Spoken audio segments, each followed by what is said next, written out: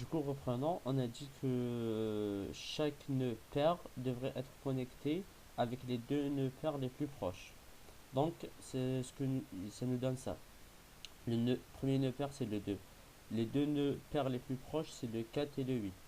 Pour le 4, c'est le 2 et le 6. Pour le 6, 4 et 8. Et pour le 8, 2 et 6. Parfait. Là, on va essayer maintenant de calculer le coefficient moyen de clustering.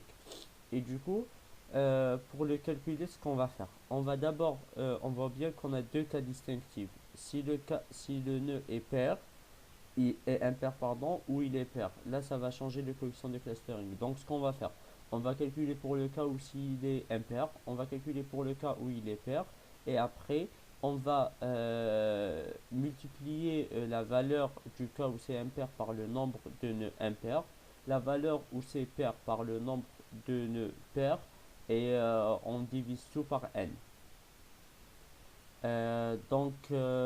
Alors, on recalcule pour ce qui est impair. Alors, pour ce qui est impair, les deux nœuds connectés les deux, ses voisins sont 2 et 8, pardon. Donc, ses voisins sont 2 et 8. On voit bien qu'ils sont connectés. La même chose pour 3, ses voisins sont 2 et 4 et on voit bien qu'ils sont connectés. Même chose pour 5, 4 et 6 et on voit bien qu'ils sont connectés. Même chose pour 7, on voit bien que ses voisins sont connectés. Et donc le nombre pour chacun de ces nœuds, le nombre de paires connectées c'est 1. Le nombre de paires qu'on peut générer à partir de leurs voisins, il n'y en a qu'un seul. Par exemple pour le 1 c'est 2 et 8, pour le 3 c'est 2 et 4. Donc si c'est impair, ça va nous donner alors, le coefficient de clustering, je vais l'écrire comme ça, C impair va être égal à 1. Maintenant, voyons pour le cas où c'est pair. Par exemple, le 2. Qu'est-ce qu'il a comme voisin d'abord? Il a 1, 3, 8 et 4. 1 et 3 sont reliés par le vert, 8 et 4 sont reliés par le rouge. Et donc, le coefficient de clustering pour ce nœud-là, on va déjà d'abord générer toutes les combinaisons paires possibles, toutes les paires possibles, et de là, on va calculer quelles sont celles qui sont connectées. Alors, à partir de ces voisins, les combinaisons de paires qu'on peut générer, on va commencer par exemple avec le 1. Le 1 avec 8, 1 avec 3 et 1 avec 4, parce qu'on est en train de prendre que les voisins de 2. Après, on va faire la même chose pour 8, mais sans répéter. Du coup, sans répéter, ça veut dire, si on veut faire 8, 1, ça sert à rien parce qu'on a déjà un 8. Et du coup, on va faire 8, 3 et 8, 4. 8, 3, 8, 4. Une fois qu'on a ces deux, une fois qu'on a pour le 8, on va faire la même chose pour le 3 et le 4. Donc 3 avec 1 c'est déjà créé, 3 avec 8 c'est déjà créé, du coup 3 avec 4. Et on ne peut plus rien faire pour le 4 parce qu'il a déjà été associé avec le 3, le 8 et le 1, ce qui fait tous les voisins de 2. Et donc on a combien? On a 6 paires. Là on va voir celles qui sont connectées. On va mettre, je sais pas, un petit rang. Celles qui sont connectées.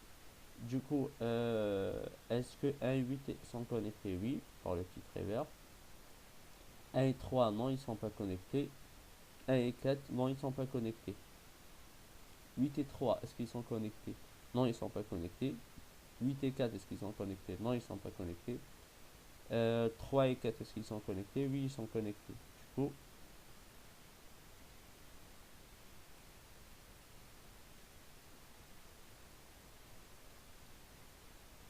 pardon. Du coup, on n'a que deux paires qui sont connectées sur euh, sur combien? Sur 6. Ça va faire du coup le nombre de fois paires. Et du coup, ça va faire, on va le nommer CP pour C paires. Et ça va faire 1 divisé par, pardon, 2 divisé par 6 qui est égal à 1 divisé par 3.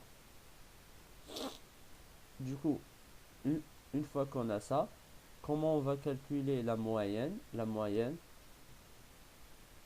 C moyen, va être C impair multiplié par n divisé par 2. Pourquoi n divisé par 2? Parce que le nombre de nœuds impairs, c'est n divisé par 2. Parce que déjà n est pair, il a dit dans l'exercice que n est pair, du coup 8, 10 et comme ça. Et dans ce cas-là, on va avoir n sur 2 impair et n sur 2 pair. Donc, c'est la valeur des coefficients de clustering des nœuds impairs fois n sur 2 plus c pair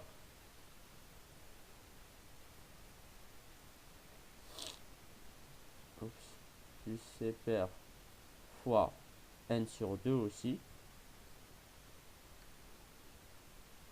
n sur 2, parce que aussi on a n sur 2 nombre nœuds pairs, et là on va tout diviser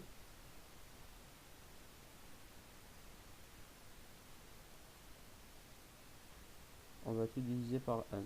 Pardon, je sais plus la définition. Ah, je vais trouver, je vais y arriver, et bam, et le tout divisé par n qui est le nombre de nœuds. Donc ça c'est la somme de tous les coefficients de clustering qu'on a dans notre graphe, et ça on le divise par nombre n de nœuds. On peut sortir n sur 2 comme facteur en commun. En gros ça va donner n sur 2 fois c impair plus c pair, et du coup ça va donner, alors ça va donner, pardon, n sur 2 fois c impair plus c pair, le tout divisé par n.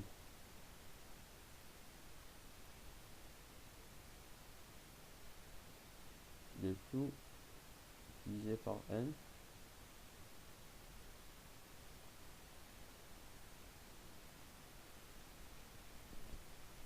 Et du coup, n sur 2, on peut le voir comme n fois n demi. Et du coup, ça, n avec le n, il va partir. Il va nous rester n demi fois c impair plus c pair. Et du coup, 1 sur 2 multiplié par c impair plus c pair. Et donc, maintenant, ce qu'il nous reste à faire, c'est de remplacer c pair est égal à 1, c impair est égal à 1 tiers. Du coup, 1 plus 1 tiers, ça va faire 4 tiers. Divisé par 2, 4 tiers divisé par 2, ça fait 4 sur 2 fois 3. Du coup, 2 sur 3. On devrait faire le calcul pour vous en assurer. Et du coup, ça va faire 1 sur 2 fois 4 sur 3 qui va être égal à, parce que 4 divisé par 2 ça donne 2, divisé par 3. Bam, on a notre coefficient de clustering moyen. Et c'est fait.